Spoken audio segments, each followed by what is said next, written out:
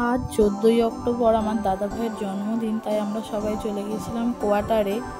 তো দেখো আমার দাদা এখানে জন্মদিন উপলক্ষে দাদা ভাই গাড়ি কিনেছে, রয়্যাল এনফিল্ড গাড়ি নিয়ে, নতুন গাড়ি নিয়ে বাড়িতে ঢুকছে। সবার খুব আনন্দ। বড় ভাইজিকে প্রথমেই ঘুরিয়ে নিয়ে আসা হয়ে গেছে, এদিকে দাদা ভাই তারপর খেতে বসে পড়েছিল।